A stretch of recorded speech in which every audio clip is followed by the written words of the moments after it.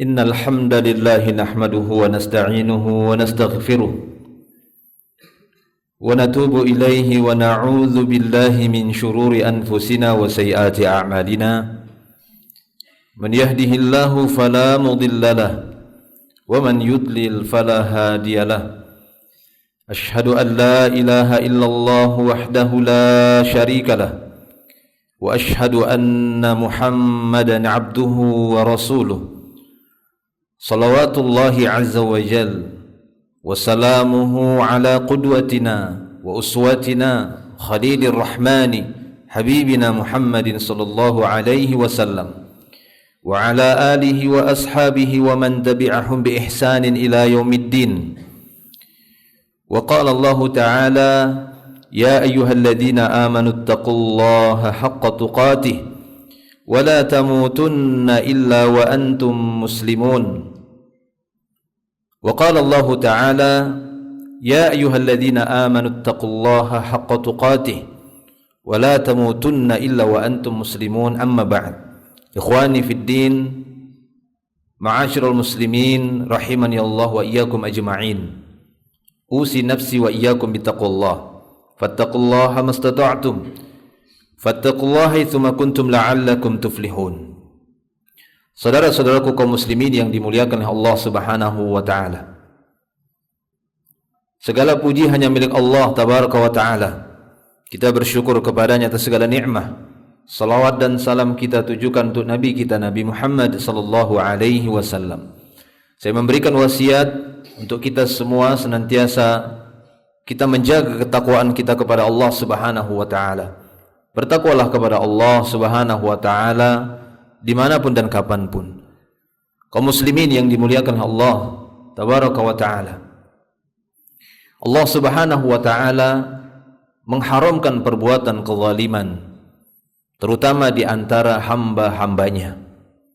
Allah Subhanahu wa ta'ala memerintahkan agar setiap orang menunaikan hak orang lain yang ada pada dirinya, agar dia tidak terjatuh kepada kezaliman, menzalimi hak orang lain. Nabi kita sallallahu alaihi wasallam di dalam hadisnya, beliau sallallahu alaihi wasallam bersabda, fa'ati kulladzi haqqin haqqahu. Maka hendaknya kamu menunaikan setiap pemilik hak, tunaikan haknya yang wajib untuk kau tunaikan, yang ada pada dirimu. Dan di antara bentuk kezaliman dikarenakan menahan hak orang lain adalah menahan hak harta orang lain yang ada pada dirinya.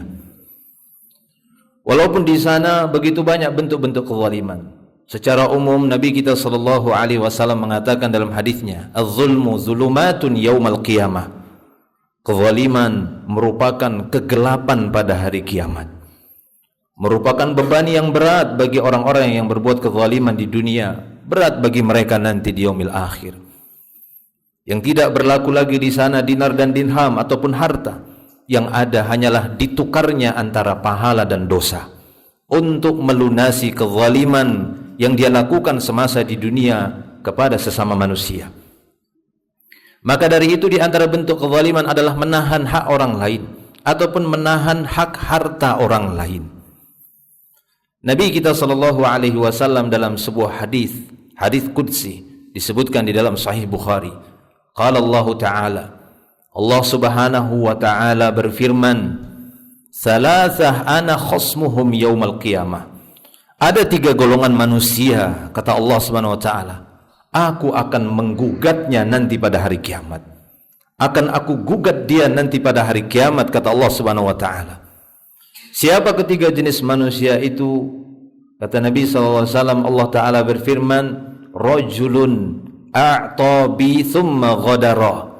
Yani seorang menjual nama Allah, bersumpah atas nama Allah, menjual nama Allah Subhanahu wa Ta'ala untuk kebohongan, untuk mendapatkan keuntungan. Maka aku akan menggugatnya nanti pada hari kiamat, kata Allah Subhanahu wa Ta'ala. Adapun yang kedua, rajulun ba'a hurran fa'akala samanah.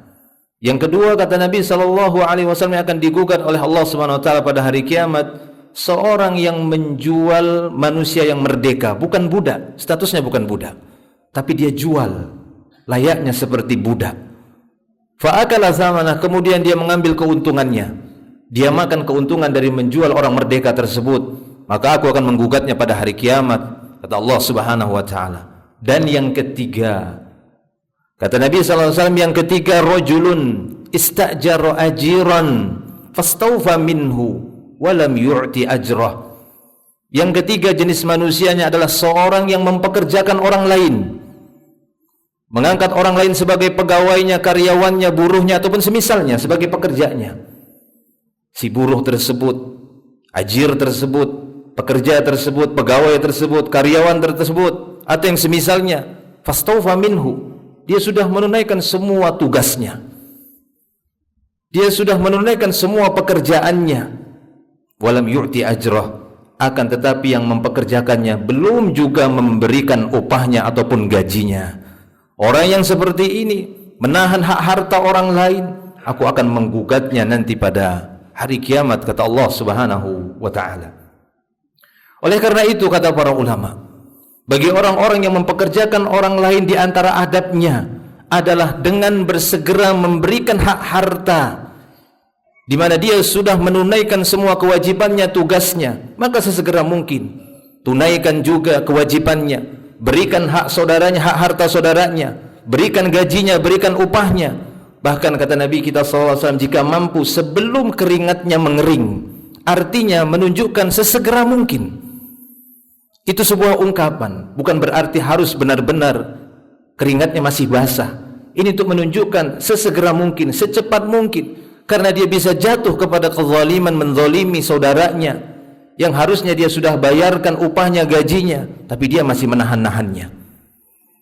Dalam hadis yang lain Nabi SAW bersabda, u'tul ajira ajrah, hendaknya kalian orang-orang yang mempekerjakan orang lain, berikanlah gaji ataupun upah orang yang sudah kalian pekerjakan, qabla ayyajifa araquhu, sebelum keringatnya itu mengering, kata Nabi sallallahu alaihi wasallam. Maksudnya secepatnya. Kita sering mengukur pekerjaan itu dengan hitungan. Apabila lewat 1 menit, apabila lewat 2 menit, potong ini, potong itu. Tapi pernahkah orang yang mempekerjakan orang lain kemudian mendenda ataupun memberikan hukuman ukubah kepada dirinya sekiranya dia terlambat di dalam memberikan upah saudaranya ataupun pekerjanya? Siapkah dia juga sama untuk memberikan tambahan? Inilah bentuk keadilan. Jika tidak, dia akan jatuh kepada kezaliman. Terlambat 1 menit dia memberikan gaji kepada pekerjanya, terlambat 2 menit, terlambat 1 jam, terlambat 2 jam, terlambat 1 hari, sama seperti seorang ajir, seorang pekerja, seorang pegawai, seorang karyawan yang dia harus dipotong jika telat.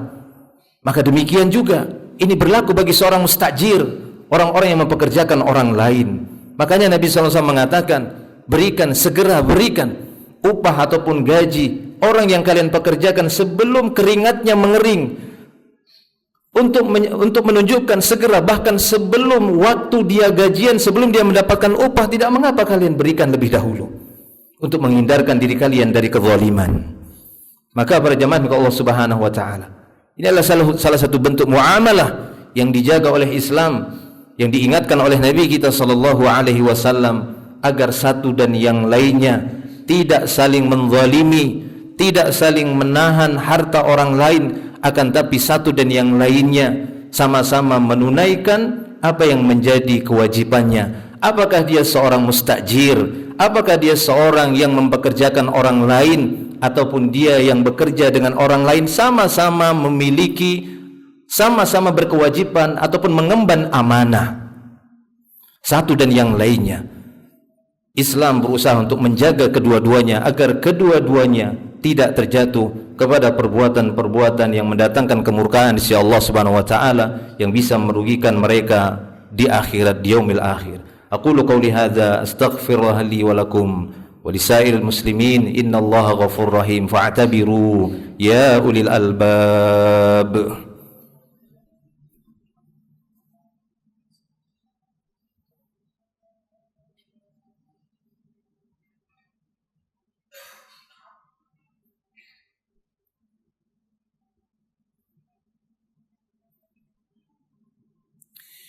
Alhamdulillahi Rabbil Alamin, wassalatu wassalam ala ashrafil anbiya'i wal mursalin, nabiyyina Muhammadin sallallahu alaihi wasallam wa ala alihi wa ashabihi wa man tabi'ahum bi ihsanin ila yaumiddin, amma ba'd.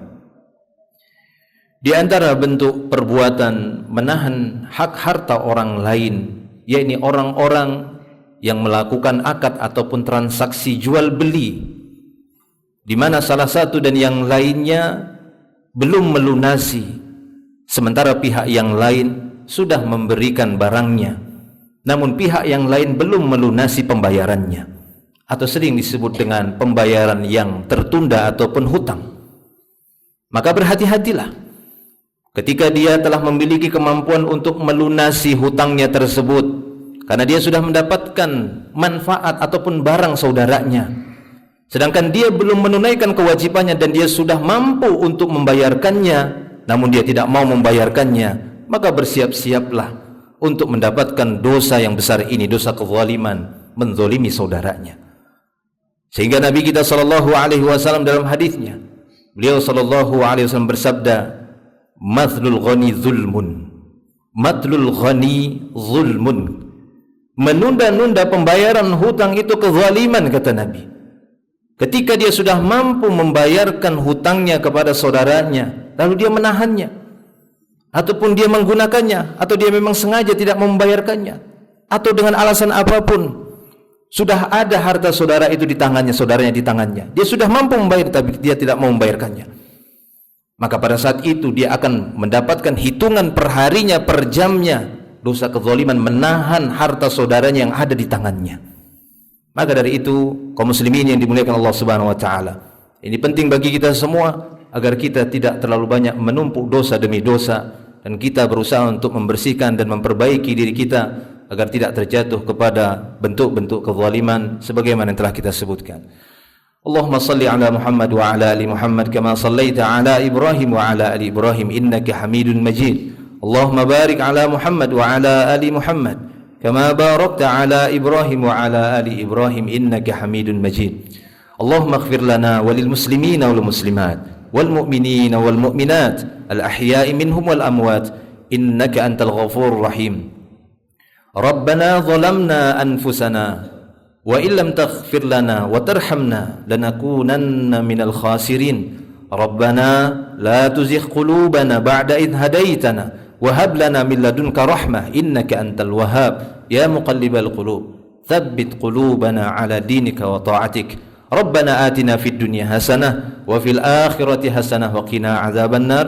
وصلى الله وسلم على نبينا محمد وعلى آله وصحبه أجمعين. آخر دعوانا الحمد لله رب العالمين. أقيموا الصلاة.